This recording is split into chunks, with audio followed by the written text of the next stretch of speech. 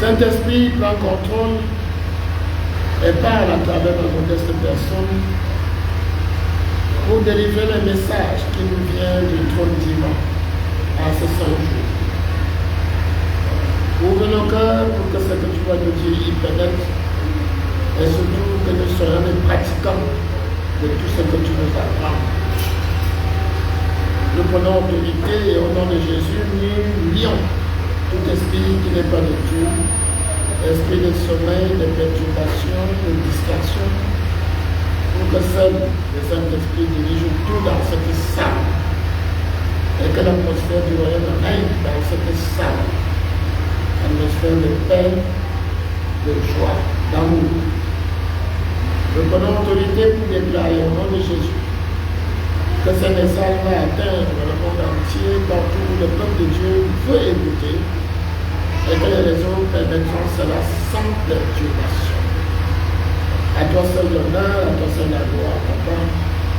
C'est au nom de Jésus-Christ que nous t'avons ainsi prié, lui Dieu notre Sauveur, notre Seigneur, et notre Roi des rois qui vient bientôt, et le peuple de Dieu dit Amen. Amen. Nous sommes, avons-nous dit, pour plusieurs, sur le chemin qui mène à l'étang de feu et de soufre, sans le savoir. Et il faut que nous nous réveillons pour pouvoir nous rattraper. Aujourd'hui, nous allons terminer cet enseignement. Non sans avoir rappelé que dans le plan de Dieu, pour sauver toute l'humanité, c'est Jésus-Christ qui devait venir sur la terre, naître homme, comme toi et moi, vivre sans péché. Et sur la croix, il devait prendre tous nos péchés, avec toutes ses conséquences, à savoir les maladies, les malédictions, tout ce que Satan a imposé à l'humanité. Jésus a pris cela dans son corps sur la croix et il a crucifié cela avec son corps. A-t-il enseigné que sur la croix dans Jean, chapitre 19, au verset 30, il a dit ce que vous allez entendre. Jean 19, 30. Quand Jésus eut pris le vinaigre, il dit, tout est accompli.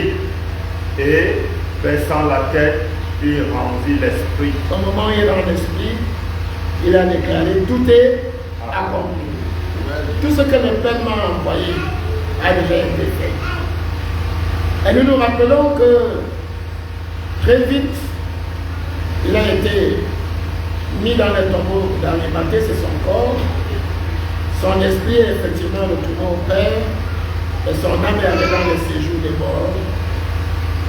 Pour que 3 jours et 3 nuits plus tard, il a été ressuscité des morts.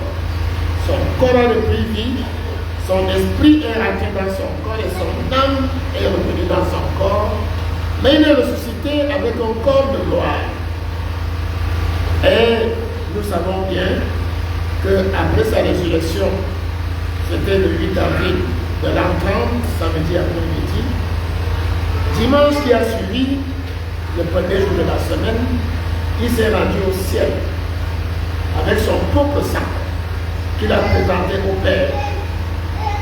Et en présentant ce sang au Père, le Père a agréé ce sang qu'il a versé pour nous. Et qu'est-ce qu'il a acquis dans la parole vivante? Nous allons rapidement Hébreux chapitre 9 et au verset 12 pour voir ce que Jésus-Christ a acquis pour toi et pour moi en allant présenter son sang qui a été agréé auprès du Père.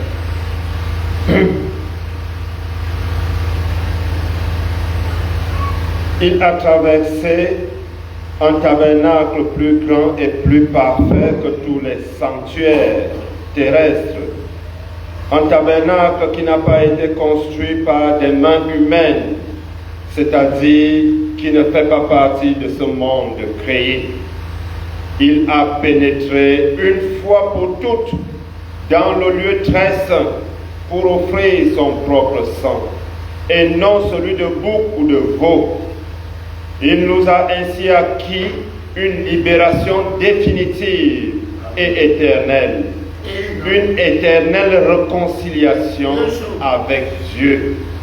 Une libération définitive et puis une éternelle réconciliation avec Dieu. C'est acquis. C'est un fait. Vous êtes libérés définitivement depuis ce jour-là. Mais au moment où Jésus revient donc ce dimanche, après nous avoir acquis notre libération définitive de l'esclavage de Satan, du péché et de la mort, après nous avoir acquis une éternelle réconciliation avec Dieu, Jésus revient ce dimanche-là. Et dans la soirée, il retrouve les disciples enfermés dans une maison parce qu'ils avaient peur de l'extérieur. Parce que la rumeur s'est répandue que ce sont les disciples de Jésus qui l'ont enlevé, qui n'est pas ressuscité. Ils sont allés le cacher quelque part. Ils étaient donc enfermés et Jésus est venu les trouver dans la maison ce dimanche soir. Et il va leur dire quelque chose de très important qui constitue un tout petit peu le tournant dans le plan de Dieu. On va passer d'une phase à une autre phase dans l'exécution du plan de Dieu pour le salut de l'humanité. Dans Jean, au chapitre 20, du verset 21 au verset 22, écoutez ce que Jésus va dire à ses disciples ce soir. Jésus leur dit de nouveau, la paix soit avec vous. Comme le Père m'a envoyé, moi aussi je vous envoie. Après ces paroles, il souffla sur eux et leur dit, recevez le Saint-Esprit. Frères et sœurs, c'est le passage de témoin que Jésus vient d'opérer. Il dit à ses disciples, comme le Père m'a envoyé, moi j'ai terminé ma part. Maintenant, je vous envoie aussi pour que vous alliez jouer votre part, accomplir votre part. En réalité, ce soir-là, tout ce que Jésus a fait était inconnu de toute l'humanité. Aucun homme n'avait su et n'avait compris ce que Jésus était en train d'accomplir sur la croix, ni ce qu'il a accompli au ciel avec son sang. Personne ne le savait en tant qu'homme. Et il dit à l'Église, à ses disciples qui constituaient le noyau de l'Église, je vous envoie maintenant pour que vous alliez maintenant continuer la réalisation du plan de Dieu pour le salut de l'humanité. Votre rôle sera donc quoi? Et c'est ça qu'il a dit en les envoyant dans Matthieu, chapitre 28, verset 19 à 20. La mission qu'il a donnée à ses disciples pour la suite de la réalisation du plan de Dieu pour le salut de l'humanité. Qu'est-ce qu'il leur a donné comme mission? Allez, faites de toutes les nations des disciples, les baptisant au nom du Père, du Fils et du Saint-Esprit, et enseignez-leur à observer tout ce que je vous ai prescrit. Et voici, je suis avec vous tous les jours jusqu'à la fin du monde. Voilà la mission. Il vous appartient d'aller annoncer au sein de toutes les nations, à toute l'humanité, ce que je viens de faire pour sauver l'humanité. Personne ne sait rien. Il faut qu'ils entendent cette bonne nouvelle que j'ai obtenue pour eux par mon sang, une libération définitive et une éternelle réconciliation avec Dieu. À lui de leur dire que Dieu n'exige plus rien d'eux que de croire et de confesser de leur bouche que je suis leur sauveur et leur Seigneur. C'est par grâce que tout cela a été fait, mais nous sommes sauvés par le moyen de la foi. Cette foi qui ne vient que parce qu'on va entendre cette bonne nouvelle qu'on appelle l'évangile. Il y a donc eu deux séquences. La première séquence, c'était Jésus qui a déjà accompli ma part. Et maintenant, c'est l'Église qui doit accomplir sa part en allant dire à toute l'humanité, à tous les hommes, dans toutes les nations, ce que Jésus a fait pour eux, afin que ces gens croient et soient sauvés. Donc depuis la Pentecôte de l'an 30, c'était le dimanche 28 mai de l'an 30, lorsque 120 disciples ont été baptisés du Saint-Esprit, la mission a commencé à être accomplie. Parce que Jésus leur avait dit que personne ne commence quoi que ce soit. Allez attendre à Jérusalem avant de commencer votre part de la mission.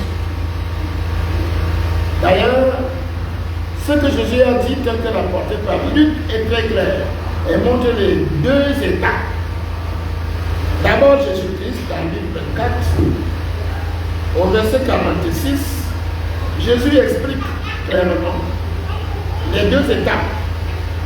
La première étape, c'est lui, verset 46 de Luc 24. Et il leur dit, ainsi, il est écrit que le Christ souffrirait et qu'il ressusciterait des morts le troisième jour. Ça, c'est la part de Jésus.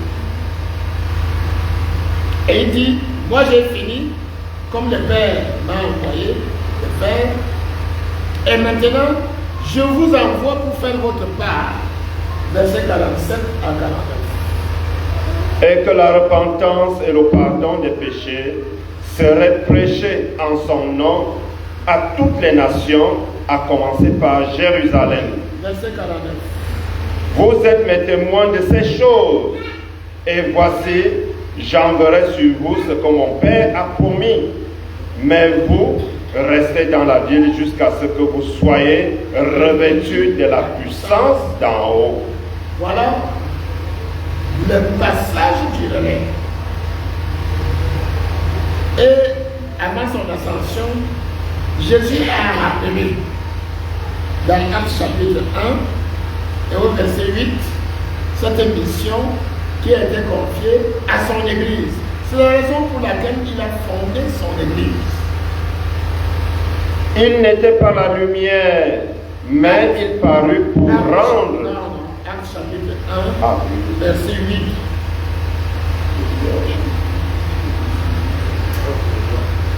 Mais vous recevrez une puissance, le Saint-Esprit survenant sur vous, et vous serez mes témoins à Jérusalem, dans toute la Judée, dans la Samarie et jusqu'aux extrémités de la terre. Voilà le plan que Jésus a donné pour que la bonne nouvelle de ce qu'il a fait pour le salut de l'humanité soit annoncée à toute l'humanité. Il devait commencer où? À Jérusalem, après dans la Judée, après dans la Samarie et jusqu'aux extrémités de la terre. Voilà le plan que Jésus a clairement donné. Frères et sœurs, la responsabilité de l'Église est donc grande, car il y va de la réalisation du plan de Dieu. La volonté de Dieu ne peut s'accomplir que si l'Église joue parfaitement son rôle qui lui a été donné par Jésus, de façon claire et sans équivoque, Surtout que cette Église a reçu la puissance d'en haut qu'est le Saint-Esprit. Le Saint-Esprit nous apporte la puissance, nous révèle la puissance d'en haut pour que nous puissions aller à travers le monde annoncer la bonne nouvelle du salut par Jésus-Christ. Il faut que cela soit clair, c'est notre raison de vivre sur la terre. Ils étaient donc 120 le jour de la Pentecôte, lorsqu'ils ont été revêtus de la puissance d'en haut, après leur baptême du Saint-Esprit. Et ils ont immédiatement commencé à accomplir la mission. Ils ont commencé à annoncer la bonne nouvelle de Jésus-Christ. Vous n'avez qu'à lire le livre des Actes au chapitre 2 pour suivre le message de Pierre. Et il est dit que tous les disciples annonçaient la bonne nouvelle et que les milliers de personnes qui étaient là, qui étaient venues à la Pentecôte, ont entendu chacun dans sa propre langue la bonne nouvelle de ce que Jésus-Christ avait fait. Quelle inspiration Pierre a-t-il eue? C'est le Saint-Esprit qui parlait à travers lui pour annoncer la bonne nouvelle de Jésus-Christ. Et ce jour-là, tenez-vous bien, 3000 âmes ont été sauvées, délivrées des mains de Satan pour entrer dans la famille divine. Acte 2, 41 nous le dit clairement. Après qu'ils aient entendu le message, qu'est-ce qui s'est passé? Verset 41 de Acte 2. Ceux qui acceptèrent sa parole furent baptisés. Et en ce jour-là, le nombre des disciples s'augmenta d'environ 3000 âmes. Ils sont déjà 3120. Et quelques jours seulement plus tard, ils continuaient d'annoncer la bonne nouvelle et les gens venaient à Jésus-Christ. Au chapitre 4 et au verset 4, qu'est-ce qu'il nous est dit? Acte 4, verset 4. Cependant, beaucoup de ceux qui avaient entendu la parole crurent, et le nombre des hommes s'éleva à environ 5000. Quel progrès! Quel résultat époustouflant! En quelques jours, 8000 âmes étaient déjà sauvées. Par quel moyen? Par le moyen de l'annonce de l'évangile. D'ailleurs, il y va, comme je l'ai dit tout à l'heure, du salut de toute l'humanité. Si la bonne nouvelle n'est pas annoncée, personne ne peut être sauvé. C'est en croyant à la bonne nouvelle qu'on est sauvé, par le moyen de la foi en ce que Dieu a fait à travers Jésus-Christ. D'ailleurs, la mission est très bien reprise, et c'est un rappel dans Marc chapitre 16, du verset 15 au verset 16. Marc chapitre 16, verset 15 à 16. Puis il leur dit, allez par tout le monde et prêchez la bonne nouvelle à toute la création. Celui qui croira et qui sera baptisé sera sauvé, mais celui qui ne croira pas sera condamné. Voilà notre mission depuis les origines.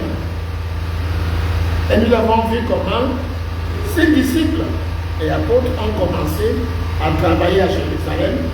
Et quand vous lisez le livre des Actes, vous verrez comment ils ont répandu la bonne nouvelle dans la Judée, comment Philippe est entré dans la Samarie, Jean et Pierre sont allés le trouver. Et quand l'apôtre Paul arrive, lui il sort pour aller en Asie et en Europe. Voilà la bonne nouvelle qui commence à gagner le monde. Jésus a dit jusqu'aux extrémités de la terre. Frères et sœurs, pendant des millénaires déjà, nous sommes déjà presque 2000 ans, les disciples de Christ ont fait ce travail. D'ailleurs, quand vous lisez le livre des Actes, on s'arrête à la mission de Paul, jusqu'en Europe et dans toute l'Asie. Mais par la suite, nous savons que la bonne nouvelle est allée jusqu'aux Amériques. lorsque ceux venant d'Europe sont allés peupler les États-Unis d'Amérique, nous sommes à peu près au XVIe siècle, eh bien, nous constatons que l'évangile ne faisait que se propager. Et ce sont les missionnaires américains qui, au début du 19e siècle, vers 1835 à peu près, vont au sein de leur église créer un ministère chargé d'aller évangéliser les régions du monde qui sont pauvres et où l'évangile n'est pas encore entré. Quand vous lisez l'histoire de l'église américaine, presbytérienne américaine, vous voyez qu'il y a eu des conflits. Certains étaient opposés, mais finalement, ce ministère a été installé dans l'église. Les gens contribuaient et on lançait des appels à tous les pasteurs qui voulaient bien aller apporter l'évangile en Afrique noire, en Asie, enfin, quand je dis en Asie, je pense aux Indes, bref, dans le monde entier. Et quand on lit cette histoire, la bonne nouvelle nous est parvenue, surtout grâce à ces missionnaires qui sont venus des États-Unis, envoyés par ce ministère. Et vous verrez qu'il y a des jeunes gens qui ont décidé d'abandonner leur famille, qui ont sacrifié leur carrière là-bas aux États-Unis et qui ont accepté de venir en Afrique pour porter l'évangile, afin que les âmes soient sauvées. Depuis le début, ces disciples ont fait ce travail malgré l'adversité, malgré l'opposition. Certains ont sacrifié leur vie pour accomplir cette mission. Quand on lit l'histoire des premiers missionnaires américains qui sont entrés en venant du Gabon dans le sud Cameroun, on se rend compte que avant cela, ils étaient déjà au Gabon, du côté de la Guinée. Plusieurs étaient morts par noyade, parce qu'à l'époque on voyageait dans les bateaux. Il y a eu des bateaux qui ont coulé et plusieurs d'entre eux étaient morts. D'autres sont morts de maladies. Le malaria sévissait à l'époque. Ils ont bravé les bêtes sauvages parce qu'ils marchaient à pied dans les forêts, dans les forêts. Ils ont bravé l'hostilité des populations qui, pour la plupart, voyaient pour la première fois des blancs qui nous appelaient des fantômes. L'atmosphère était tendue, mais ils ont bravé tout ça. Et ils ont apporté l'évangile. Et aujourd'hui, nous bénéficions de ce travail qu'ils ont fait. Rappelez-vous bien que c'est le plan de Dieu que quand tu entres dans sa famille, tu deviens son enfant, il te laisse vivre sur la terre pour que tu annonces la bonne nouvelle afin que les âmes soient sauvées. Car il veut que tous les hommes soient sauvés et parviennent à la connaissance de la vérité. C'est la volonté de Dieu. Et nous devons accomplir cette volonté-là. Sinon, dès que quelqu'un est sauvé, il peut l'enlever. Non, il ne nous enlève pas. Il nous laisse sur la terre pour annoncer l'évangile aux autres qui ne l'ont pas encore, afin qu'eux aussi viennent à Christ et soient sauvés. C'est notre raison de vivre sur la terre. Et il faut comprendre que Dieu nous demande juste de s'aimer, d'aller annoncer l'évangile. Et il nous dit que cet évangile est une puissance qui apporte le salut. Dans Romains chapitre 1, au verset 16. Parce qu'il y a beaucoup de gens qui disent que est-ce que je peux convaincre? Moi je ne sais pas parler.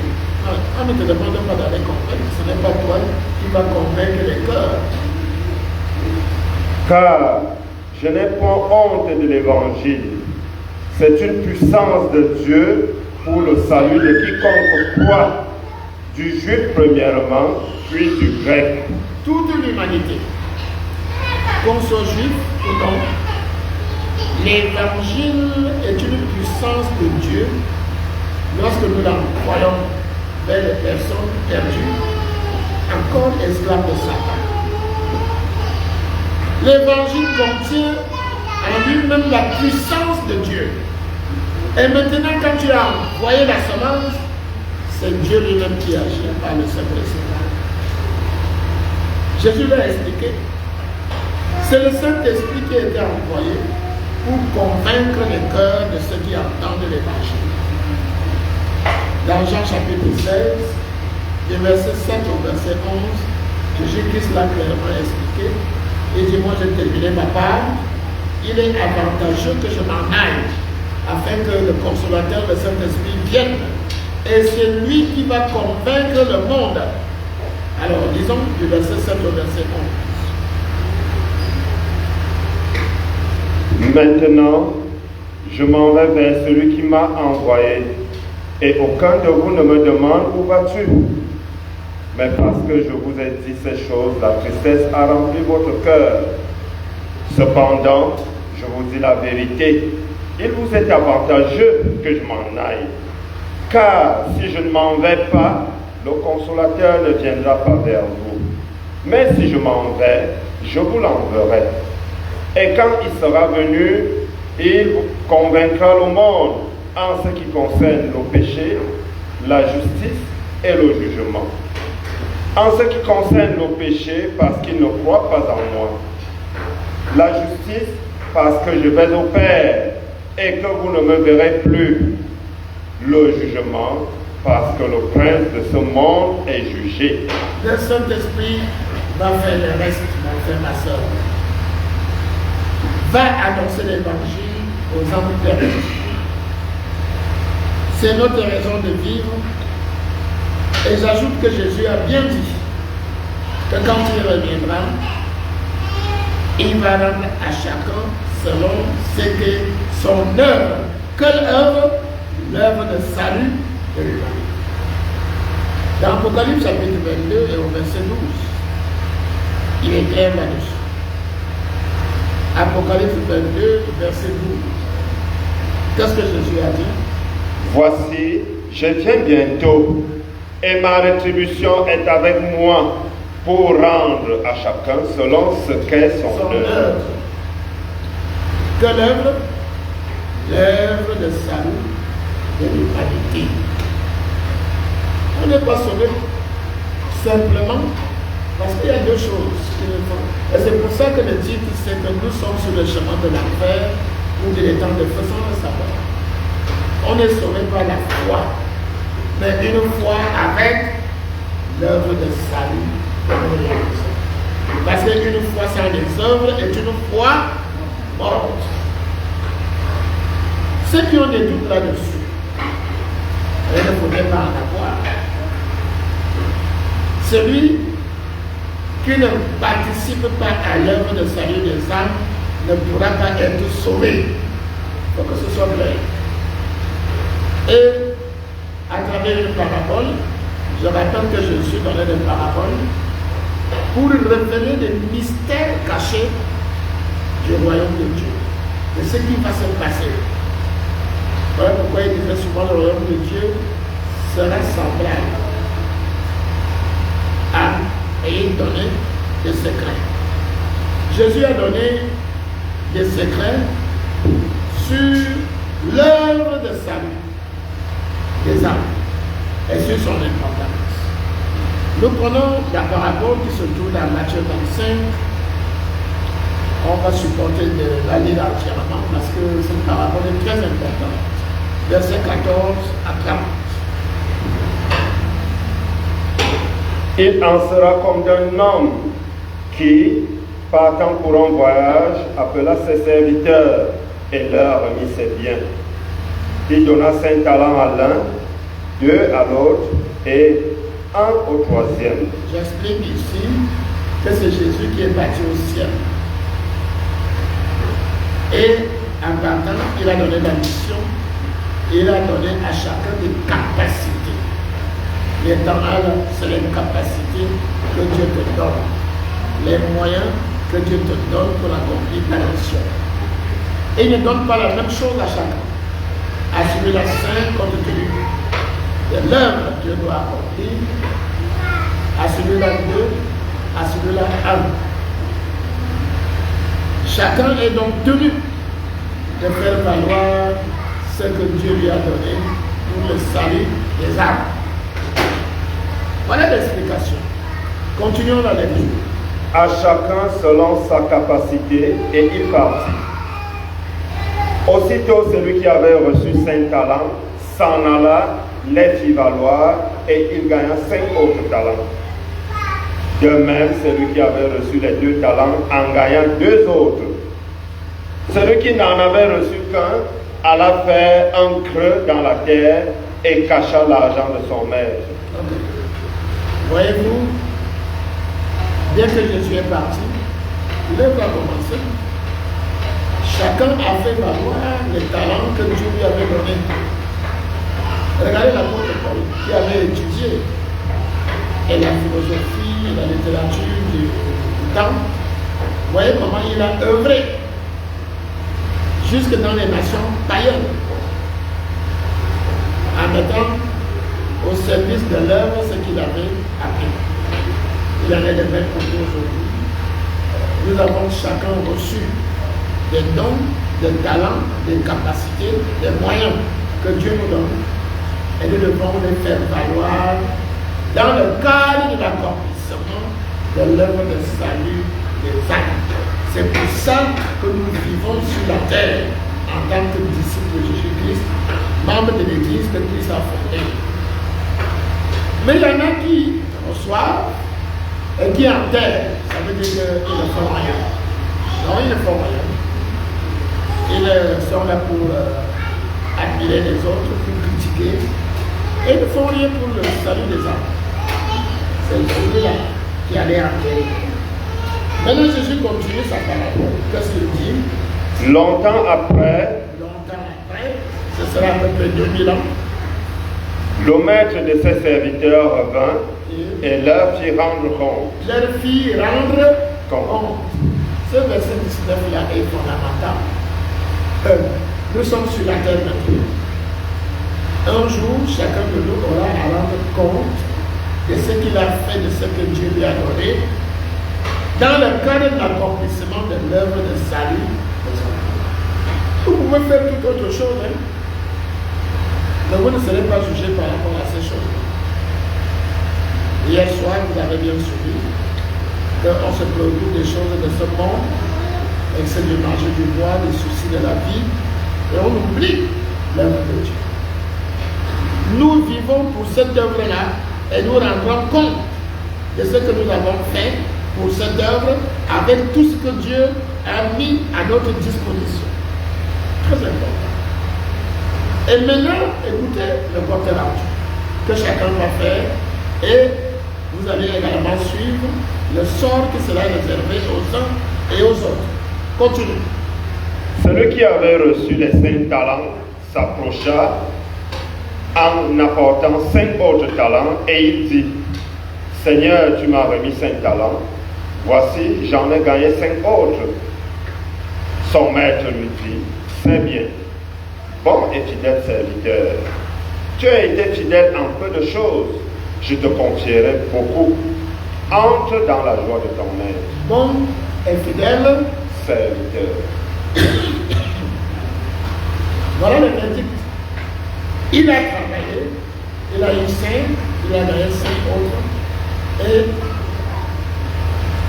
ce l'héritage qu'il lui est donné, il a la vie éternelle. Et Jésus l'appelle bon et fidèle serviteur au vu du travail qu'il a fait avec les 5 talents qu'il avait reçus. Le deuxième, continue. Celui qui avait reçu les 2 talents s'approcha aussi et il dit, Seigneur, tu m'as remis 2 talents, voici, j'en ai gagné 2 autres. Son maître lui dit, c'est bien, bon et fidèle serviteur, tu as été fidèle en peu de choses, je te confierai beaucoup. Entre dans la joie de ton maître. La même récompense. Il est même tel. Bon et fidèle serviteur. Écoutez, celui qui a reçu 5 a produit 10. Celui qui a reçu 2 en a produit jusqu'à présenter combien? 2 autres. Donc ça fait 4. Mais apparemment, celui qui a 10 peut penser que c'est lui qui a le plus fait que non. Dieu sait ce qu'il t'a donné. Et il sait ce qu'il attend de toi, puisqu'il a prévu tout ça avant. Ils ont la même récompense, parce qu'ils ont chacun doublé ce que Dieu leur a donné. Donc il faut arrêter de nous comparer les uns les autres. Chacun reçoit et chacun doit valoriser ce qu'il a reçu pour l'heure. Il n'y a pas de comparaison à faire. Chacun rendra compte pour lui-même. Et vous voyez ici, les termes sont les mêmes et la même récompense. Maintenant, on va voir le troisième serviteur. Qu'est-ce qui s'est passé pour lui? Celui qui n'avait reçu qu'un talent s'approcha ensuite et il dit, Seigneur, je savais que tu es un homme dur, qui moissonne où tu n'as pas semé et qui amasse où tu n'as pas vanné. J'ai eu peur et je suis allé cacher ton talent dans la terre. Voici, prends ce qui est à toi.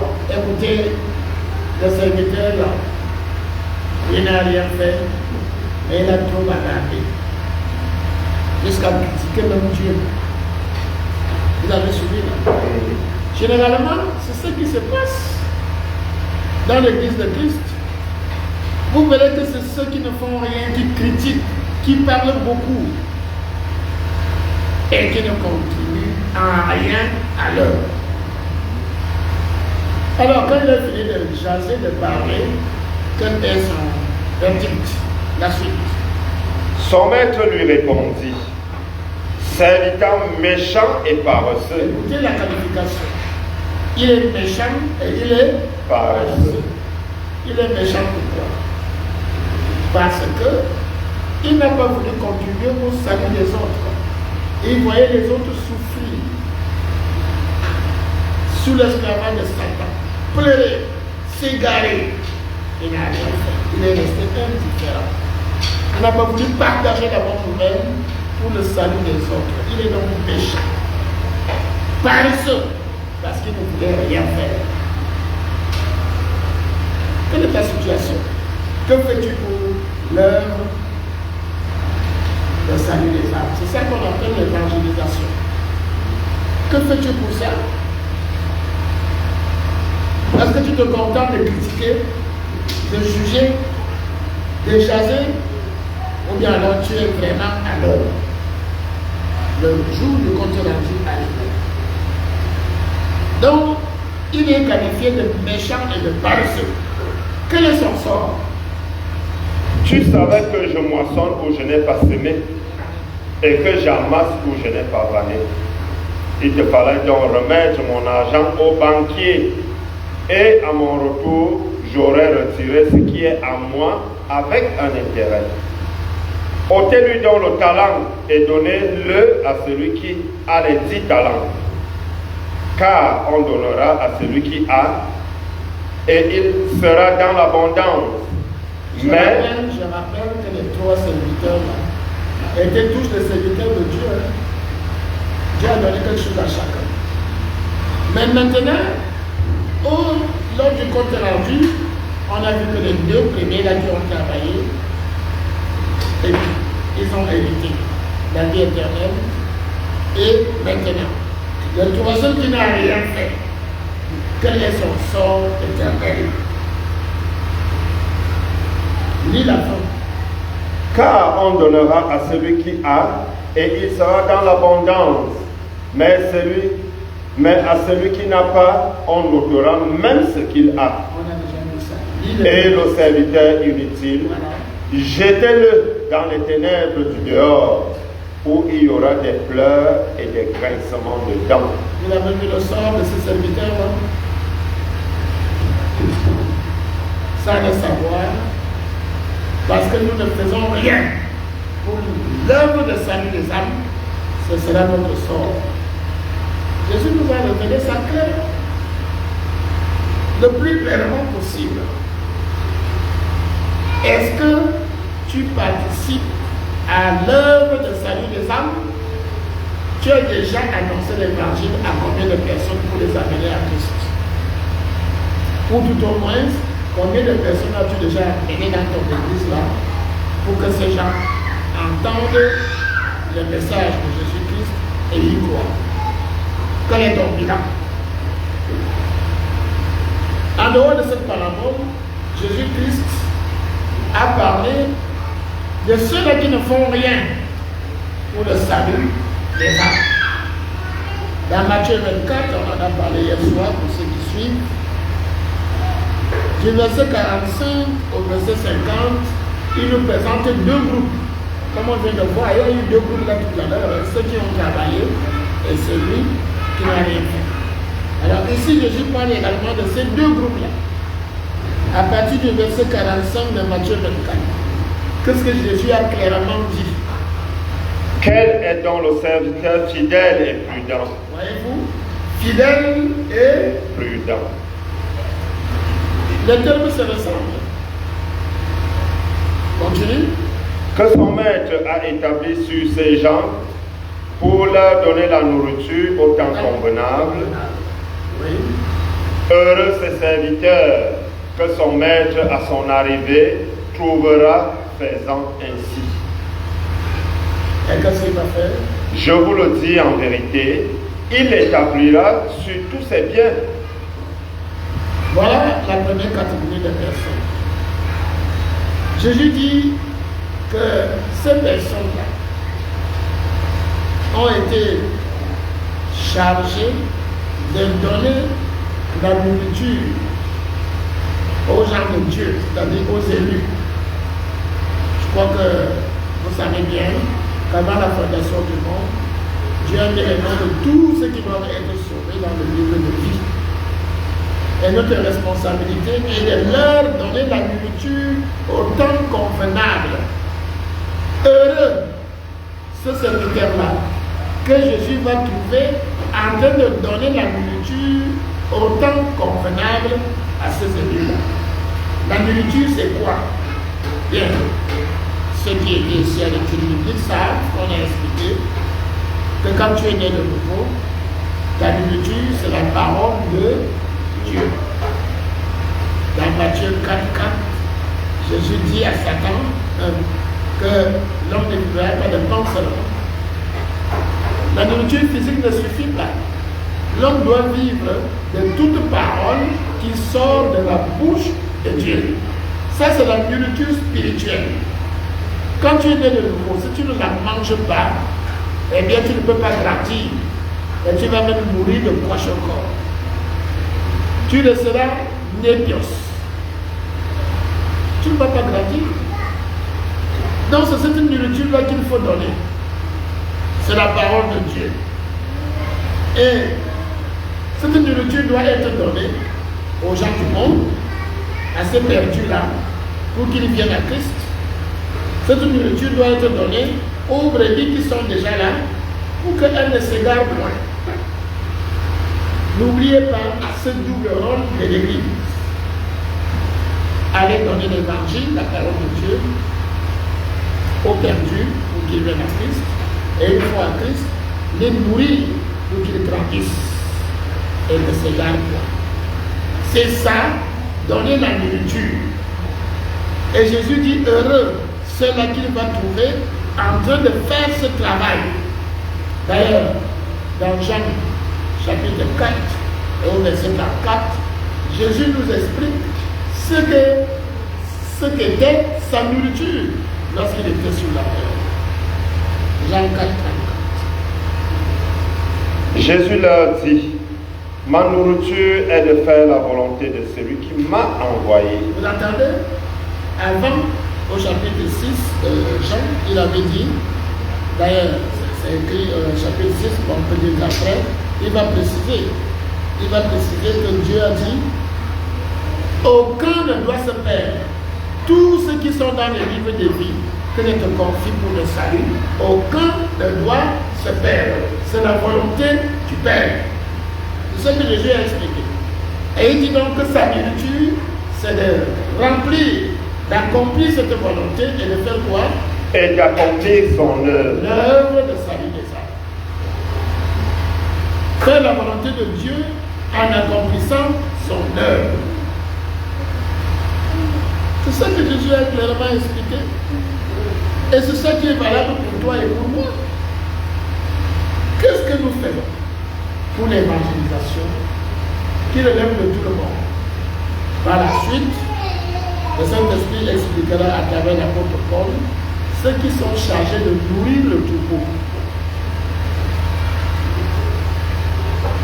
Ils sont cités, je crois, dans Ephésiens 4, à partir du verset 17.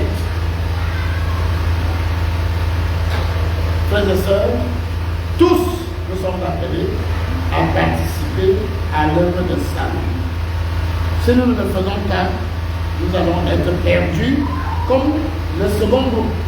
À partir du verset 47, Jésus va parler du second groupe. Dans Matthieu 24. 48 d'ailleurs.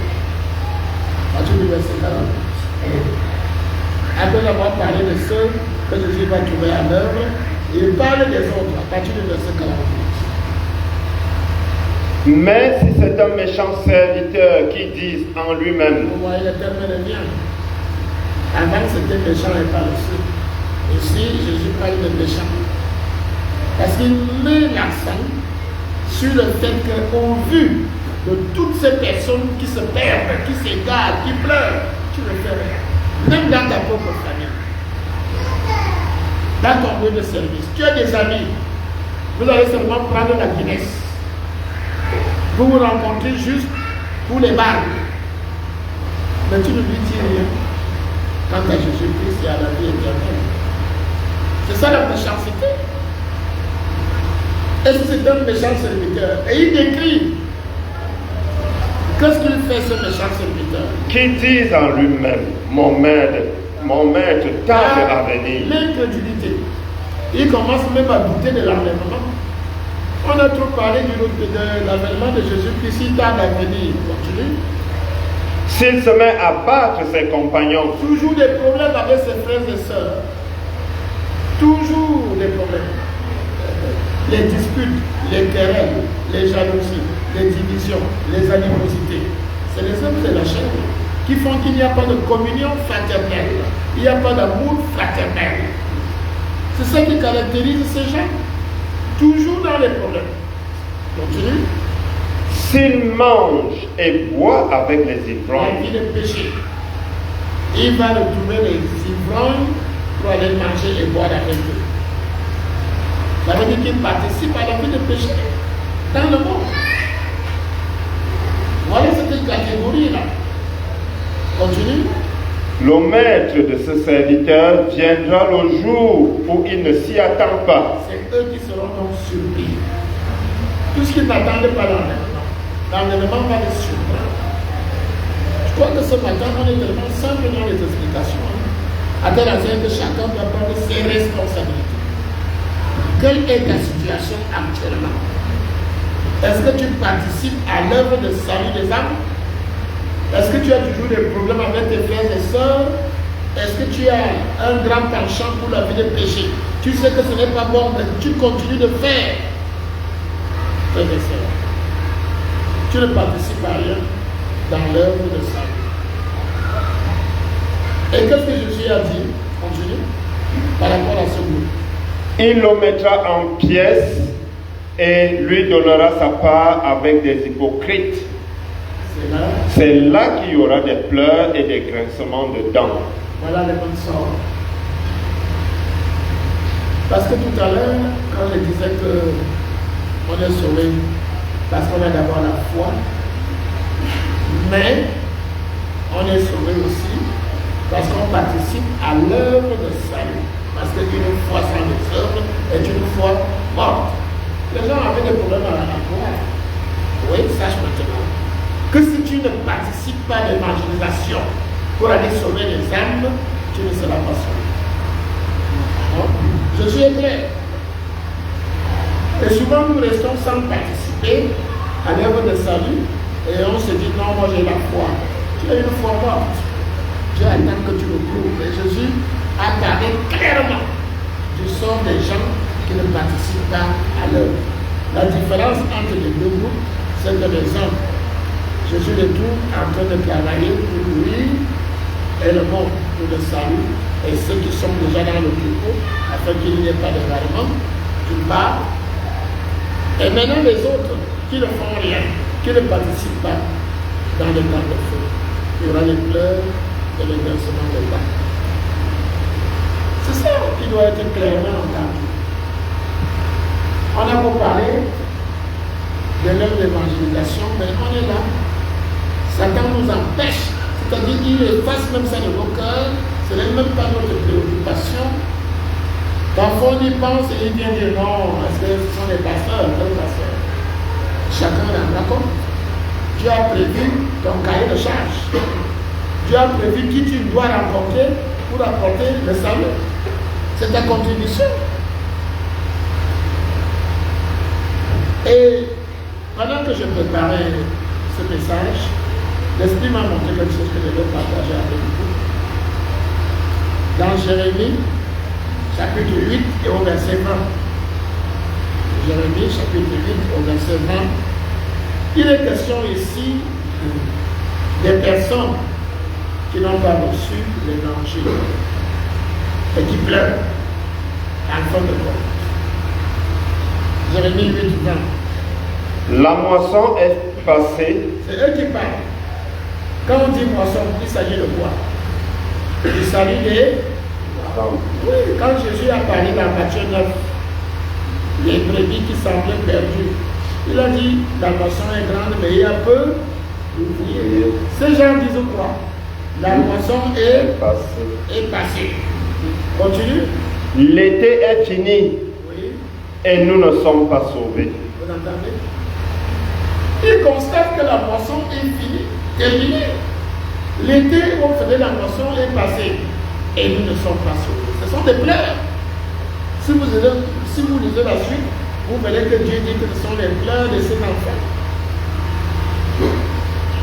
Et l'Esprit m'a montré qu'il faut qu'on fasse attention.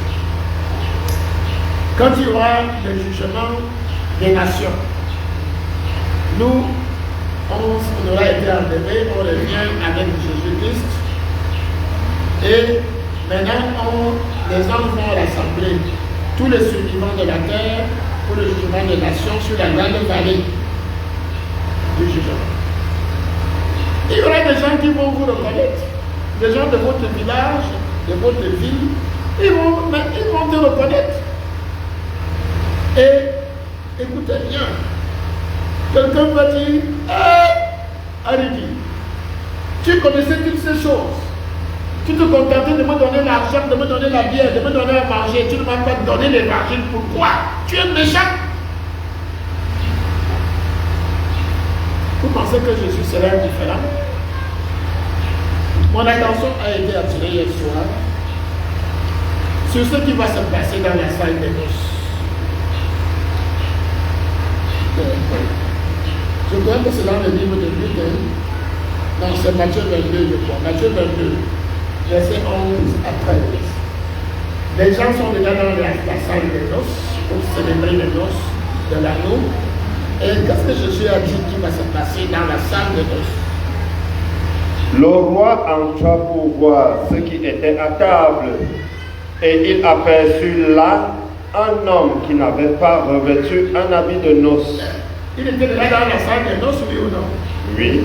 Mais le roi regarde et il voit que lui, il n'a pas d'habit de noces. Et qu'est-ce qu'il va faire? Et lui dit, mon ami, comment es-tu entré ici sans avoir un habit de noces? Cet homme eut la bouche fermée.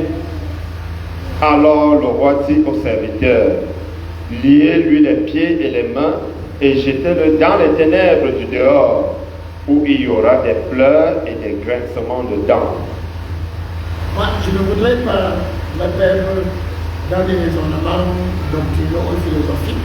Mais je constate que Jésus a dit que certains qui pourraient déjà même être dans la salle des noces seront jetés dehors. Parce que n'ayant pas revêtu l'habit des noces. L'habit des noces, c'est quoi? Si tu prends Apocalypse, chapitre 19, on lit des versets 7 au verset 8, on voit que l'Église se prépare. Et on voit que le fondement éclatant pur, c'est quoi? Vous avez dit. Avec quoi? Quel est le matériau qui est utilisé pour faire les habits de noces? Alors, lis-nous Apocalypse 19, verset 7 et 8. Réjouissons-nous et soyons dans l'allégresse et donnons-lui gloire, car les noces de l'agneau sont venues et son épouse s'est préparée. Continue. Et il lui a été donné de se revêtir d'un fin lin éclatant, pur, car le fin lin, ce sont les œuvres justes des saints. Vous l'avez suivi? L'habit de noces est confectionné avec les œuvres justes des saints. Juste là, c'est la justice de Dieu qui est attribuée aux gens à travers l'évangile que tu apportes. C'est avec ton œuvre de salut là qu'on te fait l'habit de noces. C'est le fondement. Si tu n'as pas œuvré, tu n'auras pas l'habit de noces. Tu ne vas pas revêtir ce qu'un autre a comme habit de noces par son œuvre qui a apporté la justification aux hommes. À ce moment-là, tu ne peux pas être sauvé. Même si tu es dans la salle, Jésus a voulu montrer que même si tu es là-bas, je ne sais même pas comment quelqu'un peut aller là-bas, comme ça, là, sans l'habit de noces, mais le malin peut inspirer des choses. Mais à la dernière minute, ceux qui n'ont pas participé là et qui n'ont pas l'habit de noces seront jetés dehors dans le camp de feu. Je ferme la parenthèse, c'était pour attirer notre attention sur l'importance de l'œuvre de salut, sans laquelle tu n'auras pas l'habit de noces et tu n'auras pas le droit de participer aux noces de l'année. Je termine en disant que, écoutez, dans Ézéchiel chapitre 3, on lit du verset 17 au verset 19, sachant que nous sommes pour Dieu des sentinelles. Nous devons avertir les gens en leur annonçant l'évangile. Ézéchiel chapitre 3, verset 17 à 19.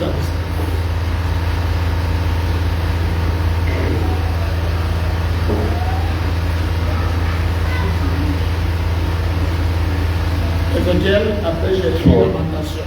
Voilà, chapitre 3, verset 17 à 19. Fils de l'homme, je t'établis comme sentinelle sur la maison d'Israël.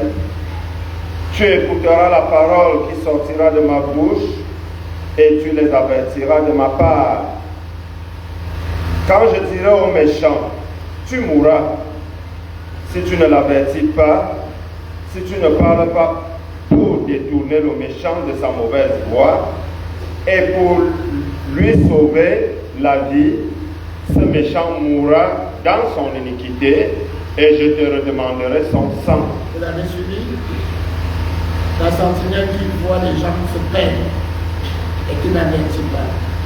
Dieu va te redemander le sang de ces personnes. Tu es la sentinelle. Continue maintenant. On va voir maintenant l'autre aspect. Continue. Mais si tu avertis le méchant et qu'il ne se détourne pas de sa méchanceté et de sa mauvaise voie, il mourra dans son iniquité et toi, tu sauveras ton âme. Prenons au sérieux cet avertissement-là. Maintenant, par rapport au petit troupeau-là, dis la suite. Si un juste se détourne de sa justice, Ça veut dire qu'il était déjà justifié, il était déjà juste, et il se retourne de la justice. Ça veut dire qu'il abandonne le petit d'église. Il abandonne l'œuvre. Qu'est-ce que Dieu dit? et fait ce qui est mal, je mettrai un piège devant lui et il mourra parce que tu ne l'as pas averti. Il mourra dans son péché. On ne parlera plus de la justice qu'il a pratiquée et je te redemanderai son sang. Mais si tu avertis le juste de ne pas pécher et qu'il ne pêche pas, il vivra parce qu'il s'est laissé avertir. Et toi, tu sauveras ton âme. Frères et sœurs, c'est des paroles simples et claires. Nous avons un travail à faire pour sauver les âmes perdues, esclaves de Satan et délivrés, parce que Jésus l'a déjà fait. Au prix de son sang, délivrance définitive et éternelle réconciliation avec Dieu. Nous ne pas simplement annoncer aux gens que c'est déjà fait. Et maintenant, ceux qui sont déjà là, tu as la responsabilité aussi de les avertir quand ils se trompent, quand ils se détournent de la justice. Si tu ne le fais pas, tu perdras ton âme. C'est clair. Alors, en fin de compte, il faut que je vous le dise clairement. L'Église est en train de faillir. L'Église met l'accent sur beaucoup d'autres choses que sur le salut des âmes. A-t-elle enseigne que pendant les 7 ans de tribulation, Dieu va envoyer des anges pour annoncer l'évangile. L'Église ne sera plus là, mais Dieu va envoyer des anges, 3 anges. Vous allez lire au 14e chapitre de l'Apocalypse. 3 anges seront chargés de porter l'évangile à l'humanité. Parce que Dieu tient au salut de l'homme. Et sache aussi que le salut est individuel. Chacun rendra compte pour lui-même. Dans Romains 14, verset 12, cela est dit. Quelle est ta situation par rapport à l'œuvre de salut des âmes? Est-ce que tu le fais? Quel est ton bilan?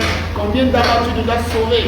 Et puis, n'oublie pas que la récompense sera proportionnelle à ce œuvre-là. Pour l'éternité. Romains 14, verset 12. Ainsi, chacun de nous rendra compte à Dieu pour lui-même. C'est clair. Alors ce matin, une fois encore, je fais mien ce que Paul a déclaré en disant adieu aux anciens d'Éphèse dans Actes chapitre 20, verset 26 à 27. Ce que Paul a dit, moi aussi je vous le dis ce matin. À la différence que vous verrez encore mon visage, mais Paul leur disait que eux ne le verront plus. Écoutez ce que Paul leur a dit. Acte 20, verset 26 à 27.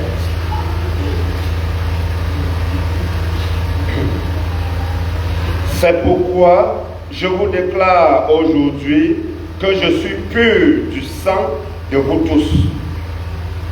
Car je vous ai annoncé tout le conseil de Dieu sans en rien cacher. Je dis la même chose. Le conseil de Dieu, c'est son plan, son merveilleux plan. Tout ce qu'il a projeté de faire, cela vous a été expliqué dans les détails. Votre responsabilité vous a été expliquée. Alors, je suis pur du sang de chacun. Et chacun rendra compte pour lui-même. Que le Saint-Esprit nous aide à mettre en pratique tout ce qu'il nous enseigne. Soyez bénis au nom de Jésus. Amen. Amen.